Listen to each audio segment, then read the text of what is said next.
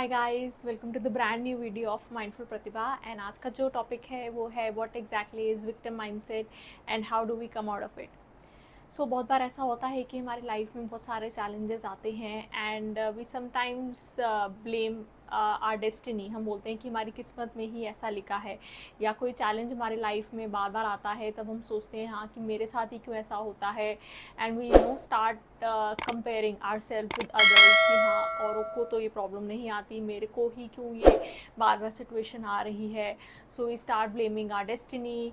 हम लोग कई बार अपनी जीन्स को भी ब्लेम करते हैं कि सपोज़ हमारी 5 जनरेशन्स में कोई हेल्थ इश्यूज़ रहे हैं, for example arthritis, migraine. So we tend to blame कि हाँ हमारे जीन्स में ही ये बीमारी लिखी थी, इसीलिए मेरे साथ ये सब चीज़ें ऐसी हो रही हैं।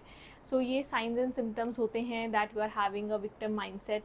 एंड समटाइम्स ऐसा भी होता है कि उस सेल्फ पिटी में आके हम लोग ग्रो नहीं करना चाहते, या हम वो एज एन एक्सक्यूज़ रखते हैं कि हाँ मेरी बॉडी में ये डिसीज़ आ गया है, सो इस वजह से मैं बहुत सारी चीज़ें अचीव नहीं कर सकती हूँ। But ultimately you have to realise कि everyone has got their own challenges, and winning is not about achieving something, it is about making small progress even when you are having those challenges. So victim mindset में हमेशा हम अपने कुछ ना कुछ चीज़ों को एज एन एक्सक्यूज़ लेते हैं and we don't want to basically grow of it. एंड हम लोग उस सफरिंग से इतना यूज टू हो जाते हैं या इतना कंफर्टेबल हो जाते हैं कि हमें उस कंफर्ट जोन से बाहर आने का मन ही नहीं करता है, right? So how exactly do we come out of this victim zone? So first and foremost thing which I would definitely recommend is that take accountability of your own actions and your response.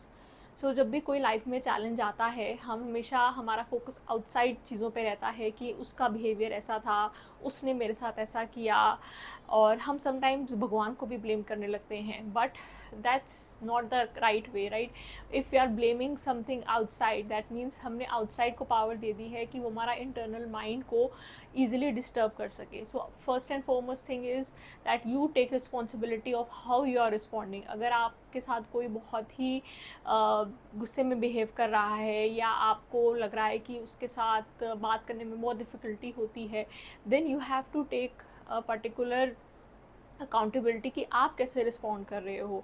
क्या आप बहुत काम वे में respond कर रहे हो? Are you being patient with your self? And क्या आप अपने ऊपर ध्यान दे रहे हो कि आप अपने ऊपर कितना काम आपने किया है, राइट? सो डेफिनेटली हमको ये चीज़ पे ज़रूर इतनी इंडिपेंडेंस हमारे अंदर होनी चाहिए कि हमें अपनी मेंटल, फिज़िकल, इमोशनल हेल्थ की रिस्पॉन्सिबिलिटी खुद लेनी चाहिए।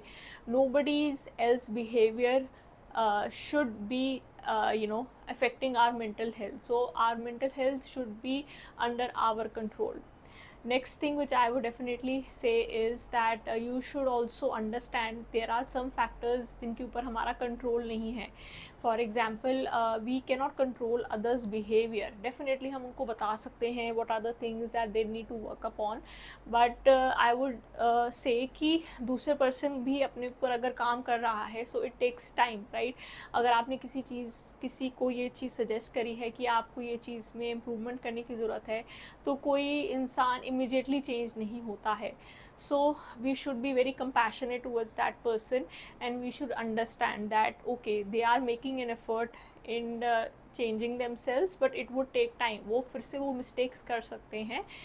And next thing which I would say is that you have to change your mindset in whenever the challenges are coming into your life, then you have to take them as a challenge and not as a threat. जब भी हमारी life में कोई बहुत major problem आती है तो हम सोचते हैं कि हाँ इस सिचुएशन से मैं कैसे बाहर आऊँ, या समटाइम्स हमारा माइंड बोलता है कि ये सिचुएशन मेरे से हैंडल नहीं होती। सो एस्केप करने के लिए हम बहुत सारे तरीके अपनाते हैं इंस्टेंट ग्रेटिफिकेशन के लिए। फॉर एग्जांपल, अगर हमको बहुत ज़्यादा जॉब में परेशानी है, वी फील कि स्विच करने से सारी प्रॉब्लम सॉल्व हो जाएगी, but ultimately what I have realised is कि कंपनी स्विच करने से कभी भी आपको हैप्पीनेस नहीं मिलेगी। आपको हैप्पीनेस तब मिलेगी when you are working upon something which you want, and it's good that you are switching your jobs, but ultimately I feel कि हर कंपनी के अपने अपने प्रोज एंड कॉन्स होते हैं.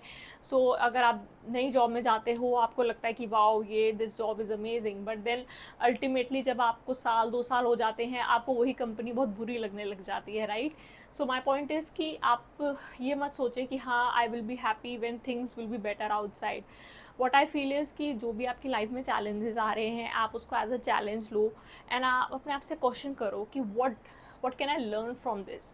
एंड अगर कोई सिचुएशन आपके साथ बार बार आती है, सपोज़ कोई ऐसी सिचुएशन जो आपको फील होता है कि हाँ बार बार that person is trying to irritate me, या बार बार मेरे को जॉब में चैलेंजेस आ रहे हैं, that means you still need to work upon yourself and learn something from it.